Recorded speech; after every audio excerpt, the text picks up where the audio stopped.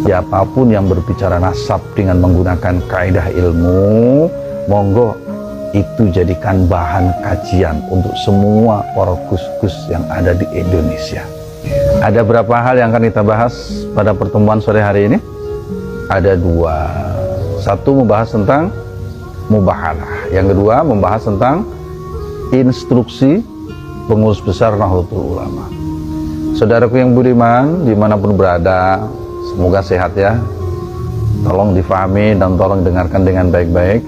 Membahas tentang mubahalah tentu tidak pernah lepas dari surah Ali Imran ayat 61 dan juga ayat 62.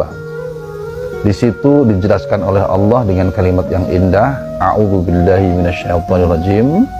Faman hajjaka fihi min ba'di ma ja'aka minal ilmi faqul ta'alu nad'u abna'ana wa abna'akum wa nisa'ana wa nisa'akum wa anfusana wa anfusakum thumma nabtahil fanaj'al la'natallahi 'alal kadzibin.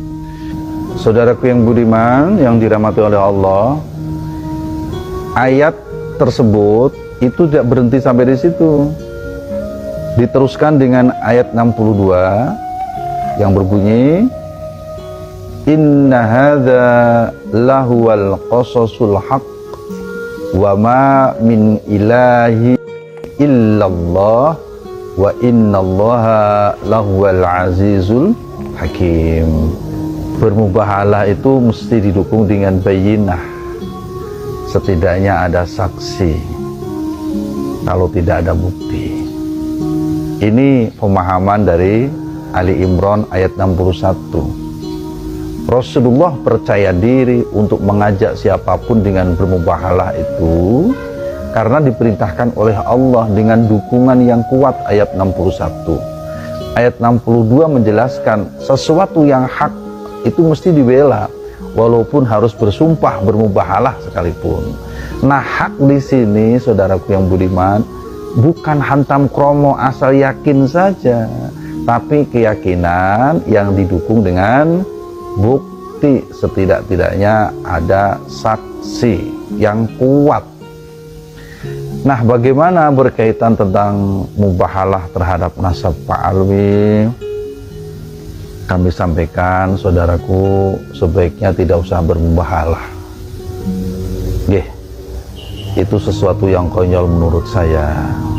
Sebab bayinahnya, buktinya, fakta, data, dan realita menunjukkan bahwasanya Pak Alwi itu tidak terkonfirmasi sebagai dzurriyyah Kanjeng Nabi Sallallahu Alaihi Wasallam. Setidak-tidaknya melalui kitab nasab yang sering kami kupas, silakan diikuti kajian masalah nasab lagi. Yang kedua, kajian ilmu filologi, manuskrip-manuskripnya dan juga sejarahnya silahkan dibuka.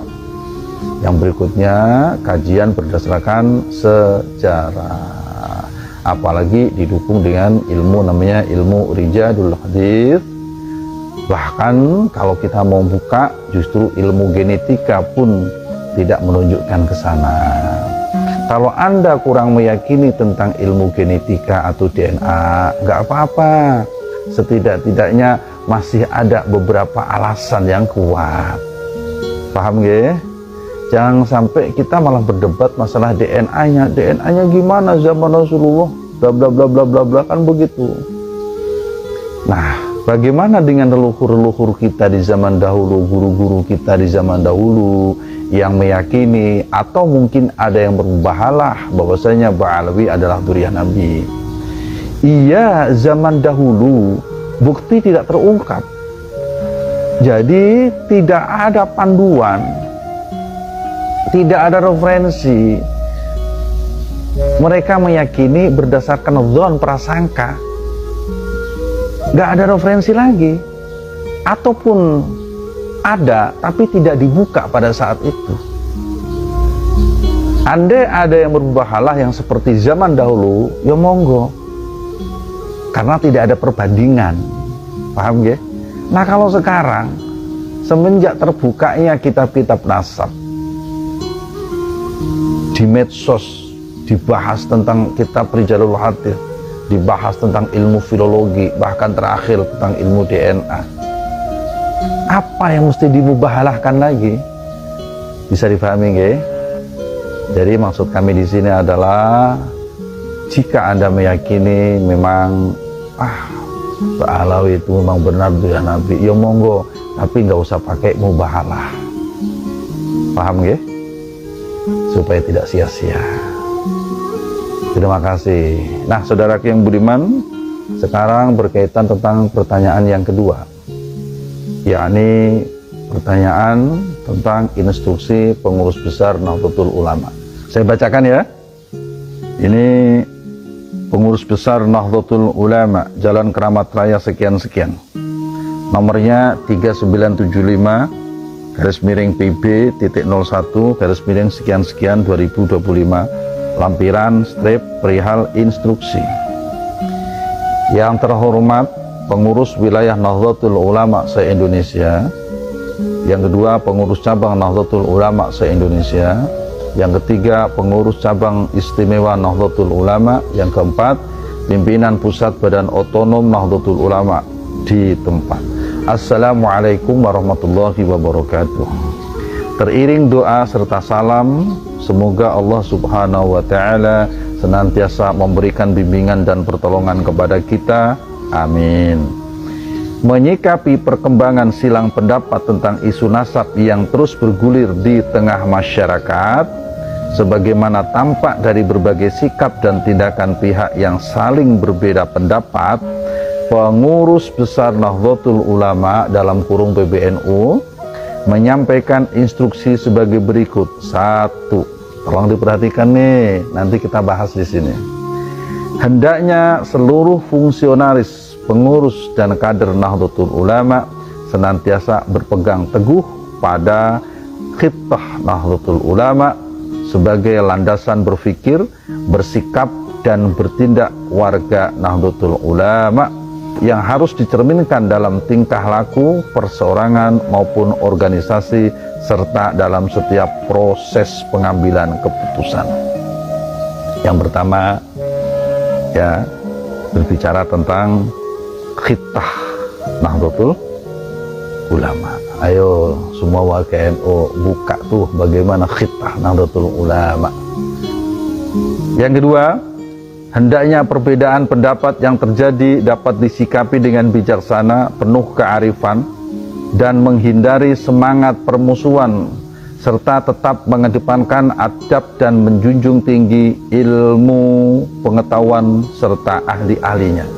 Ini bagus ini, instruksi yang nomor 2 ini.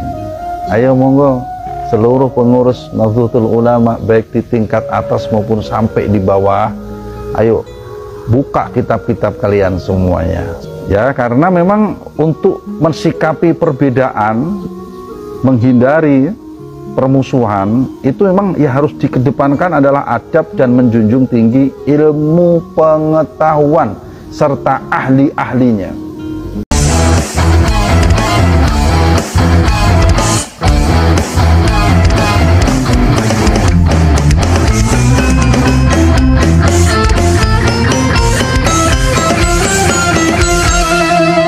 Jadikanlah hidup lebih berarti, jadikanlah laskar sang pemberani, membela ulama kiai pribumi, Rahwali Songo pewaris negeri.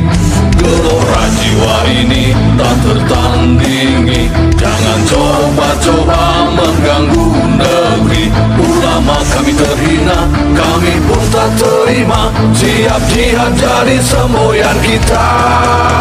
Kami adalah laskar sabilillah, pecinta Wali Songo dan para anbiya, pewaris peradaban Islam di Nusantara hingga berkibar bangsa Indonesia.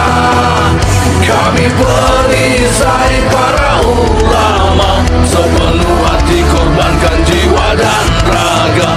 Bila nanti tertulis jihad pilihan kami, sahid bela agama dan negara.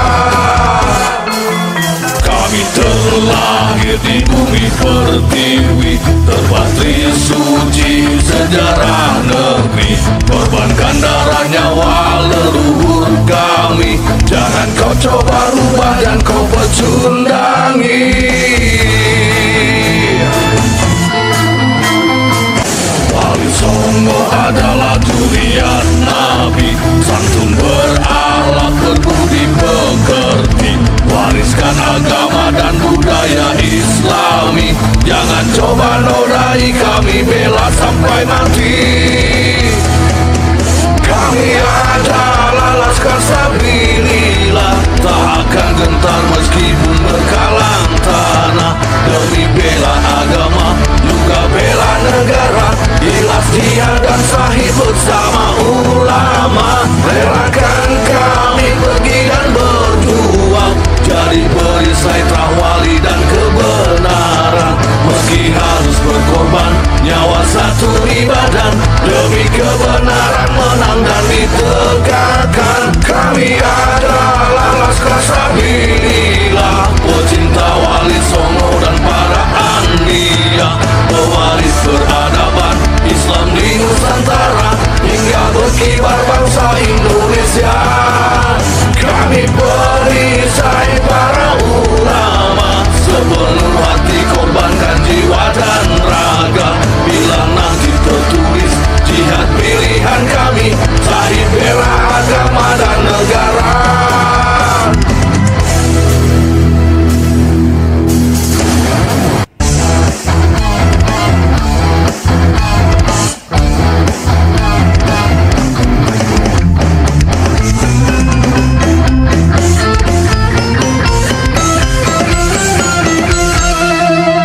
Jadikanlah hidup lebih berarti, jadikanlah Laskar sang pemberani, membela ulama kiai pribumi, Trawali Songo pewaris negeri. Gelora jiwa ini tak tertandingi, jangan coba-coba mengganggu negeri. Ulama kami terhina, kami pun tak terima, siap jihad jadi semboyan kita.